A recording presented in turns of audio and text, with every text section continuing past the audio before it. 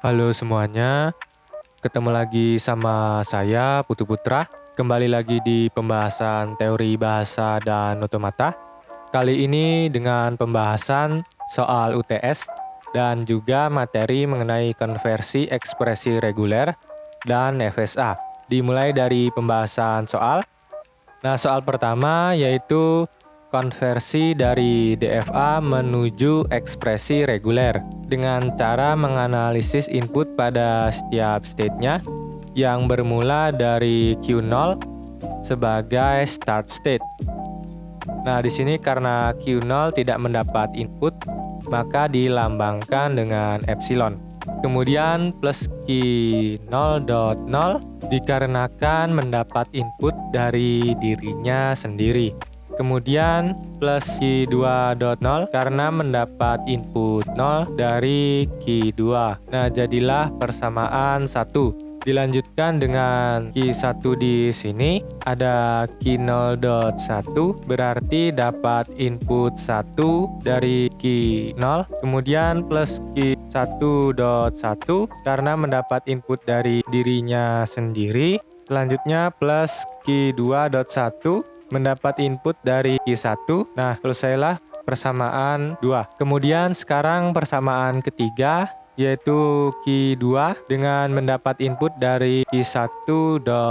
Kemudian keseluruhan persamaan yang didapatkan lalu disederhanakan. Masukkan persamaan 1 tadi, lalu pada Q2.1 di sini sama dengan persamaan 3 di atas tadi. Kemudian substitusikan saja menjadi seperti ini. Kemudian keluarkan Q1 dengan hukum Arden's menjadi seperti ini dengan hanya mengambil Q, P, dan epsilonnya saja sesuai dengan rumus hukum Arden's. Kemudian jadilah persamaan 4. Selanjutnya untuk Q2 sama dengan Q1.0. Langsung saja substitusi ke persamaan 4 tadi seperti ini. Kemudian jadilah persamaan 5. Kemudian untuk Q0 seperti yang sudah dibahas tadi, yang mana didapat Q2, kemudian substitusikan dengan persamaan 5 menjadi seperti ini.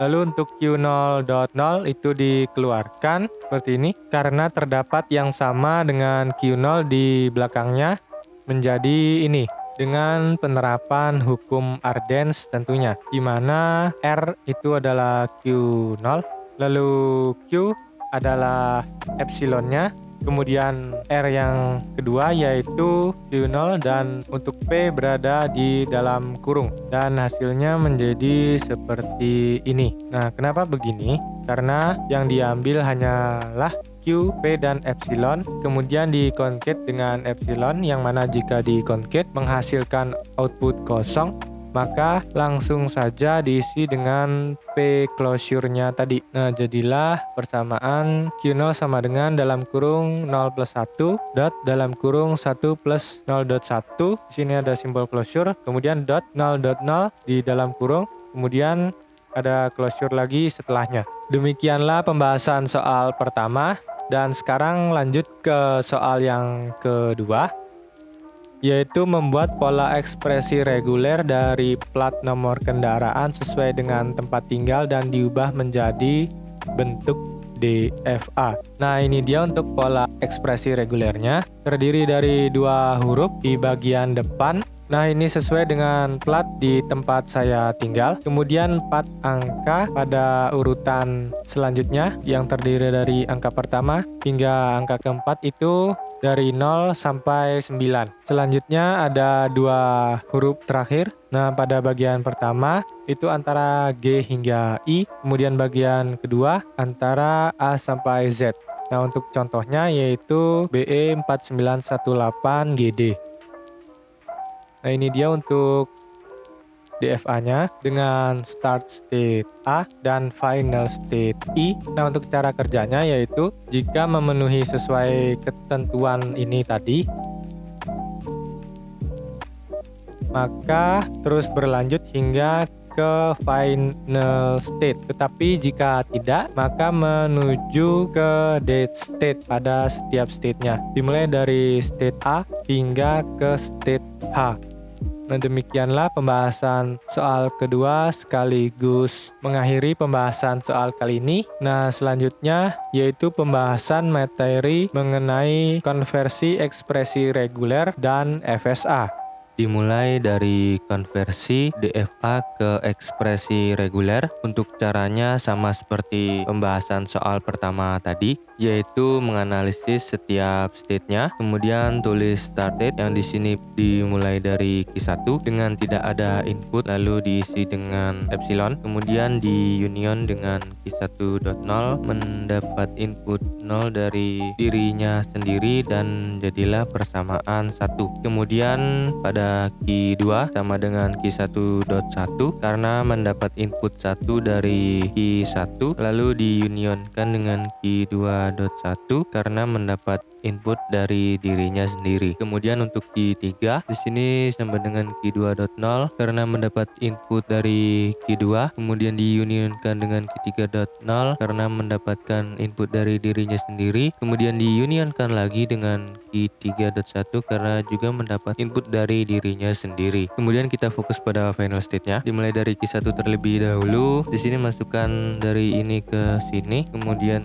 kita keluarkan menggunakan hukum Ardennes menjadi seperti ini. Nah, kemudian ini jika dikalikan itu adalah hasilnya 0 dan jadilah persamaan 4. Selanjutnya untuk final state pada Q2, masukkan saja dari ini ke sini, kemudian substitusikan persamaan 4 tadi ke sini, lalu kita keluarkan menggunakan hukum Ardennes dan jadilah seperti ini. Nah, di sini karena terdapat dua final state, maka kita gabungkan dengan cara seperti ini, lalu kita identifikasi menggunakan hukum identitas dan jadilah seperti ini.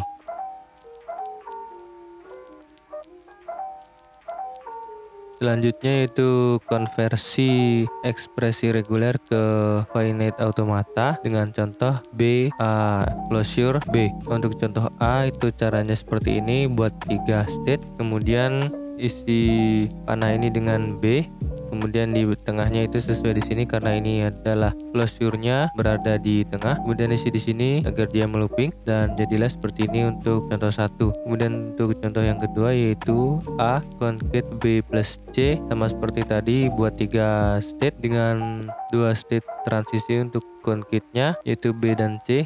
Untuk transisi A berada di sini. Nah, ini dia untuk hasil dari di contoh 2-nya. Kemudian kita menuju pumping lemma.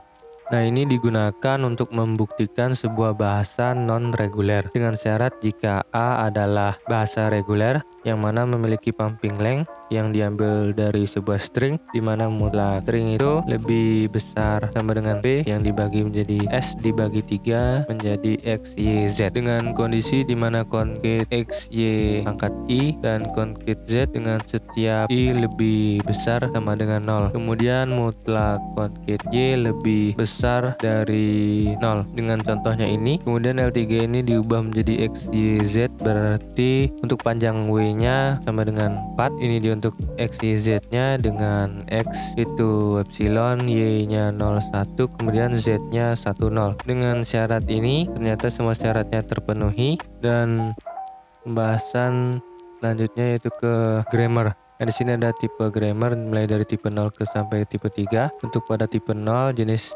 grammar yang diterima ada unrestricted grammar, kemudian bahasa yang diterima ada recursively numerical language, kemudian automatonnya yaitu Turing machine. Untuk tipe grammar yang pertama, grammar yang diterimanya context sensitive grammar, bahasa yang diterimanya context sensitive language, dan automatonnya linear bounded automaton. Untuk yang tipe 2, grammar yang diterima context free grammar, bahasa yang diterima context free language, kemudian automatonnya push down automaton. Kemudian untuk grammar tipe 3 yang diterima itu regular grammar, bahasa yang diterima itu regular language dengan automaton finite state automaton. Baik, di sini grammar terdiri 4 tuples yang terdiri dari ini dengan contoh seperti berikut. Baiklah, sekian pembahasan kali ini, sampai jumpa di video selanjutnya.